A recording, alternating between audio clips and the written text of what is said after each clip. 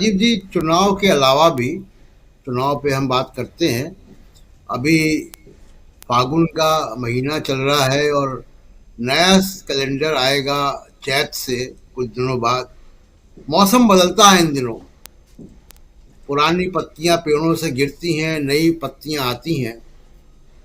तो ये मौसम बदल रहा है और आज तो मौसम एकदम तेजी से बदल गया और ये मौसम 2024 के लिए बदला है।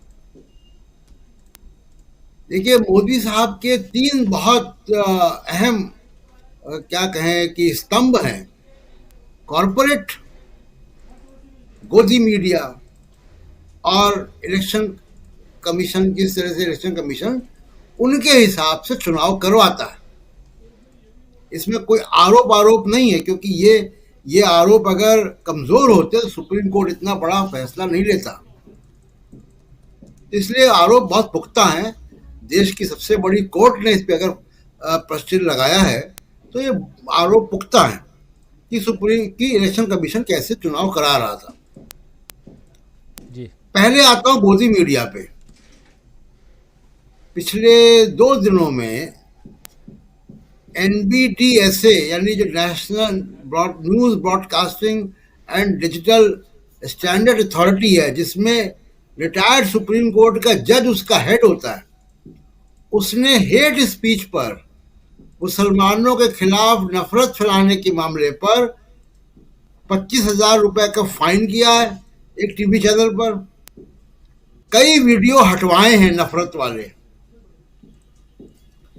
देखिए, ये काम चल रहा है पिछले 8-9 साल से, लेकिन अब जाके इस पे होश आया लोगों को। अब वो वीडियो हटवाए जा रहे हैं। ये मौसम बदलने का एक संकेत है। दूसरा संकेत कि अडानी साहब, जिनके हवाई जहाज पे मोदी जी आए शपथ लेने, उनके ऊपर जांच बैठ गई। एक नहीं, दो जांच बैठ गई और वो सुप्रीम कोर्ट को ही अपनी रिपोर्ट देंगे। हिंडनबर्ग में जो किया सो किया। और तीसरा, इलेक्शन कमीशन अब CBI डायरेक्टर की तरह नेता प्रतिपक्ष सुप्रीम कोर्ट के उसमें रहेगा, कमेटी भी रहेगी उसमें। तो अब वो कमेटी चुनेगी कि अगला अगला चीफ इलेक्शन कमिश्नर कौन होगा। ये जो परिपाटी चल रही है, ये एक सिंडिकेट बना लो ब्यूरोक्रेट का। किसी को रिटायर मत होने दो, 2-2, 3-3 बार एक्सटेंशन दो, सारी जगह गुजरात कैडर के लोग होंगे। यहां से मौसम बदलना शुरू हो गया है और ये 2024 के मद्देनजर हो रहा है। अब उसमें मोदी साहब निश्चित तौर पे, जैसा अमरिंदर जी ने कहा, मैं थोड़ा सा उसमें मेरी अलग राय है कि मोदी साहब रहें या ना रहें, लेकिन 2024 के लिए ये रास्ता बन रहा है। अब आज के इलेक्शन का भी आप देखिए। आप मेघालय के चुनाव में जो आपकी तस्वीर है, उसमें आप देखिए कि कांग्रेस 5 है, बीजेपी 5 है, TMC 5 है। ये तीन बड़ी पार्टियां बराबर हैं। NPP जो संगमा साहब की पार्टी है, वो भी राष्ट्रीय पार्टी है, वो मेजॉरिटी में है, वहां मेजॉरिटी के करीब है। यानी किसी के साथ मिलकर वो सरकार बना सकती है। तो आज अगर केंद्र में बीजेपी है तो वो बीजेपी के साथ मिलकर सरकार बनाएगी 26 सीटों पे। मैं भविष्यवाणी कर दूं, इसकी कोई रिकॉर्डिंग भी होती है आपके यहाँ तो।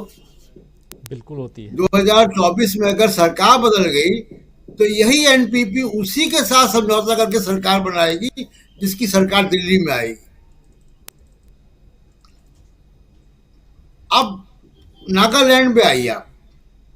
नागालैंड में 40 सीटें दिख रही, लेकिन वो 40 सीट में NDPP की कितनी है? NDPP की आधी से ज्यादा सीटें हैं। जितनी देर में मैं कमीज बदलूंगा उतनी उससे जल्दी ये पार्टी बदल लेगी, अगर सरकार दिल्ली में किसी की बदलती है तो। बिल्कुल। अब इस तरीके से देखिए कि त्रिपुरा में बात कही जा रही थी कांग्रेस की वहां जमीन नहीं रही कभी भी, लंबे समय से लठ पार्टियां रही। कांग्रेस को क्या करना चाहिए था, आमतौर पर मैं सलाह नहीं देता हूं कांग्रेस को, लेकिन वामपंथी पार्टियां आज के आधुनिक इलेक्शन के तौर तरीकों में उतनी पारंगत नहीं है, थोड़ा पिछड़ गई हैं। काडर उनका है, जमीन पर है। जैसे आप सोशल मीडिया को देखिए, सबसे बाद में इनके नेता सोशल मीडिया पे आए, और आज भी सोशल मीडिया पे इनकी प्रेजेंस कम है। तो कांग्रेस को, क्योंकि ये तमाम सोशल मीडिया की कारीगरी बीजेपी जितना तो नहीं आती, लेकिन फिर भी अच्छी आती है, तो कांग्रेस को वहां हैंड होल्डिंग करनी चाहिए थी। जो मॉडर्न तौर तरीके हैं चुनाव लड़ने के, वो अगर लठ पार्टीज के साथ जो है उन्होंने अगर कोलैबोरेशन किया होता, या कितना किया या क्या नहीं किया, तो मेरे ख्याल से रिजल्ट और अच्छे होते, क्योंकि रिजल्ट देख के लग रहा है कि लठ पार्टीज की जमीन वहां अभी बनी हुई है, और थोड़ा सा धक्का और देते तो वो निकल जाते।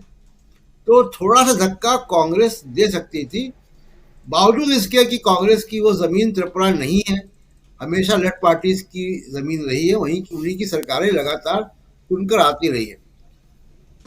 लेकिन आज शाम तक जब 7 बजे आप अपना शो करेंगे, तो ये जो खबर जो आज भी हम डिस्कस कर रहे हैं, जो स्क्रीन आपने सजाया हुआ है, ये तो चला जाएगा पीछे, और जो बातें अभी